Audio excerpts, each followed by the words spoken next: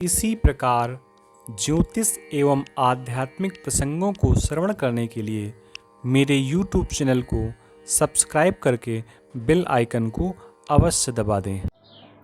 नमस्कार, राम राम। मैं आचार्य कुलदीप। जब आप जप करते हैं, माला करते हैं, तो उसमें कई छोटे छोटे नियम होते हैं। तो मैं वो आपके साथ शेयर करने वाला हूँ। थोड़ा सा ये वीडियो लंबा हो जाएगा और इसमें पूरी बातें बताई गई हैं, जब कैसे करना चाहिए, माला कैसे होगी। तो थोड़ा सा लंबा वीडियो होगा, तो आप इसको थोड़ा समझिएगा। 3 प्रकार के जप होते हैं, वाचिक, उपांशु और मानसिक। मैं बात कर रहा हूँ, ये वाचिक है, मैं बोल रहा हूँ ना, अब मैं बिल्कुल बोल रहा हूँ। ये क्या हो गया? उपांशु। ओंठ तो हिल रहे हैं लेकिन आपको सुनाई नहीं दे रहा मैं क्या बोल रहा हूँ। हो सकता है ओंठों से आप आइडिया लगा रहे हो कि मैं राम राम राम राम बोल रहा हूँ। और तीसरा होता है मानसिक, जो मन से चल रहा होता है, ना ओंठ हिलते हैं ना आवाज़ आती है। तो जो बोल करके किया जाता है जप, जैसे मैं बोल रहा हूँ ऐसे जप नहीं किया जाता, ये तो मैं बात कर रहा हूँ आपसे। तो जो बोल करके जप किया जाता है, धीरे धीरे बोल करके, उसको वाचिक बोलते हैं। उपांशु जब इस प्रकार किया जाता है कि केवल ओंठ हिलें, दूसरे को सुनाई न दे, केवल ओंठ हिले। और मानसिक जप में जीभ और ओंठ नहीं हिलते, बस बैठ करके आप जप कर रहे हैं। और तीनों जपों में जो वाचिक है उससे श्रेष्ठ उपांशु बताया गया, उपांशु से श्रेष्ठ मानसिक जप बताया गया।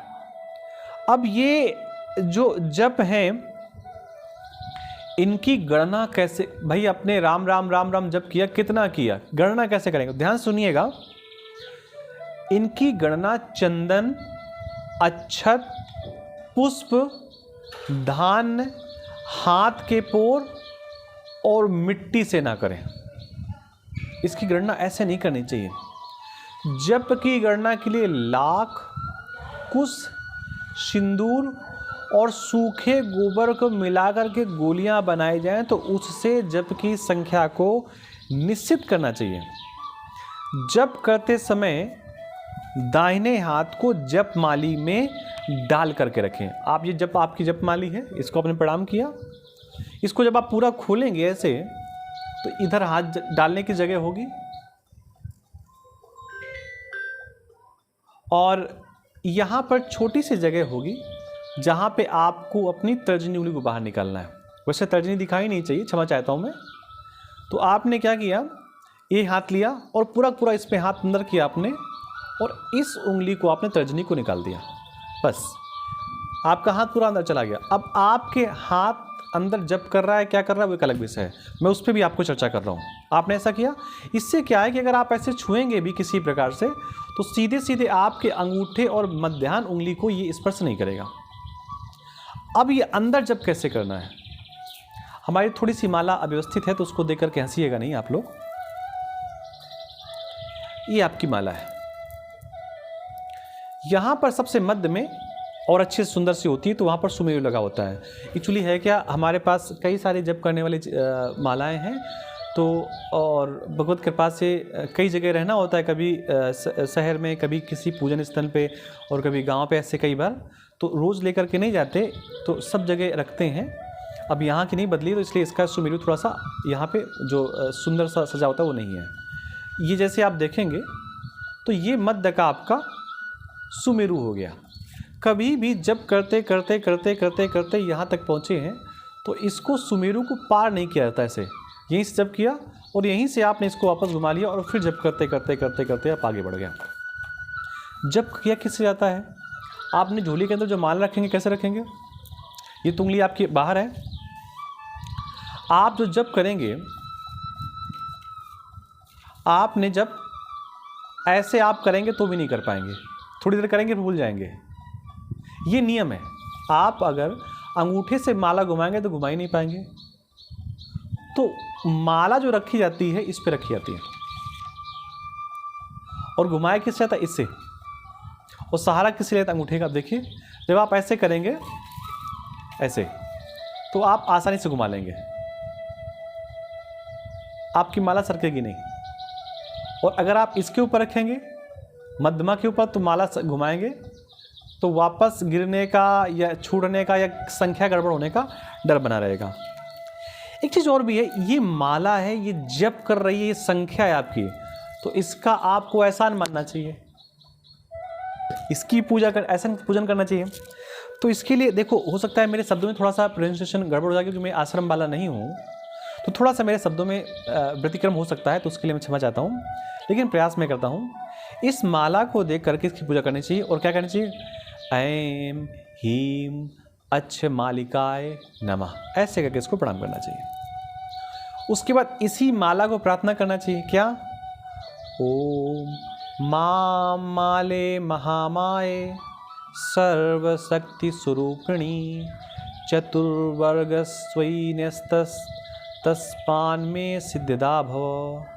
ओम अविघ्नं कुरु माले तुम गृह्णामि दक्षिणे करे जप काले च सिद्ध्यर्थम प्रसीद मम सिद्धये।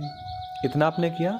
उसके बाद ओम अच्छ मालाधिपते सुसिद्धिम देहि दे सर्व मंत्रार्थ साधिनी साधय साधय सर्वसिद्धिम परिकल्पय परिकल्पय में स्वाहा। ये आपने माला को कर लिया। देखिए, ये मैंने पुस्तक से देख करके आपको बताया है।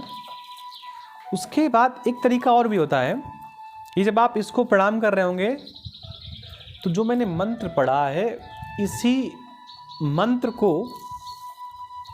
मंत्र के माध्यम से जल इसमें आचमन करेंगे और इस पे ऐसे आप लगाएंगे, ऐसे जल घुमाएंगे जैसे आप इसमें चंदन लगा रहे हो, और माला पे नहीं चंदन लगा रहे हैं, भगवान कृष्ण पे चंदन लगा रहे हैं। ऐसे कल्पना करिए आप इत्र लगा रहे हैं।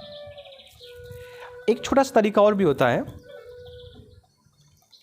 इस माला को पकड़िए, सुमेरु को, इस सुमेरु को बाएं हाथ की हथेली पर रखिए, इसको दबाइए, जल छोड़िए।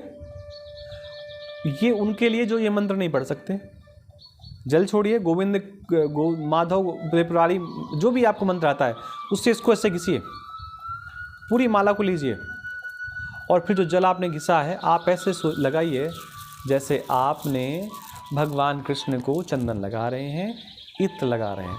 उसके बाद इस माला को प्रणाम करिए, यहाँ से पकड़िए और जैसे मैंने बताया ऐसे जप करते हुए आप चले जाइए। अब आपके पास झोली नहीं है तो जैसे जप करिए तो जप के ऊपर आप कोई चद्दर रख लीजिए, फिर जप करिए। एक बात और भी है, थोड़ा और आपको ध्यान देने की आवश्यकता है कि आपने जप किया और आप प्रातःकाल जप कर रहे हैं, सुबह सुबह, तो आपकी माला आपकी नाभि के सामने होनी चाहिए, वहाँ आप जप करें प्रातःकाल। मध्याह्न में अगर आप जप कर रहे हैं तो आपकी माला हृदय के पास, और सायंकाल अगर आप जप कर रहे हैं तो माला मुख के पास होनी चाहिए। अब देखिए, ये जो है ये केवल ऐसा नहीं है कि इसको सजाने के लिए। आपने गले पे डाल ली, आपने हाथ डाला तो ये नाभि वाली स्थिति हो गई आपकी, आपने हृदय वाली स्थिति कर ली, आपने मुख वाली स्थिति कर। कई बार आप देखते हो कुछ लोग माला को मुख पे लेकर कर रहे हैं, मुख पे रख रहे हैं, तो इन चीज़ों को भी आपको ध्यान रखना चाहिए। उसके बाद माला तो आपने कर ही ली। जब आप माला आपने पूरा कर लिया तो आपको अपने नेत्रों से लगाना चाहिए, नहीं लगा सकते प्रणाम करना चाहिए कि हे माला, ये रुद्राक्ष भगवान शिव का ही स्वरूप है, जो भी मालाएं आपके पास है वो ईश्वर का ही स्वरूप है। मैंने आपके माध्यम से जप किया, पूजन किया, आप में सद्बुद्धि दें। अच्छा, सारा जब आपने कर लिया और जप करने के बाद अब आप अर्पण कैसे करेंगे? किसी को तो अर्पण करेंगे, ये जब आपको अपने पास नहीं रखना है, ये आपको अर्पण करना है। तो अर्पण करने के लिए जगदम्बा का ही मंत्र है, ओ गुह्याति गुह्या गोप्त्री त्वं ग्रहाणा स्मृतकृतं जपम सिद्धिर्भवतु मे देहि त्वत्प्रसादान् महेश्वरी। ये मंत्र आपको दुर्गा सप्तशती में मिल जाएगा और आप वहाँ पर इसको देख सकते हैं। तो ऐसे इस मंत्र को पढ़ करके हाथ पे जल लेकर के आप भगवान को अर्पण कर सकते हैं। उसके बाद जिस आसन पर आप बैठे हैं उसको दोबारा प्रणाम करें, इंद्राय नमः, शक्राय नमः। हो सकता है इस प्रक्रिया में कुछ मैंने आपको थोड़ा सा त्रुटि हो गई हो बताने में, या कुछ क्रम डिस्टर्ब हो गया हो, उसके लिए क्षमा चाहता हूँ।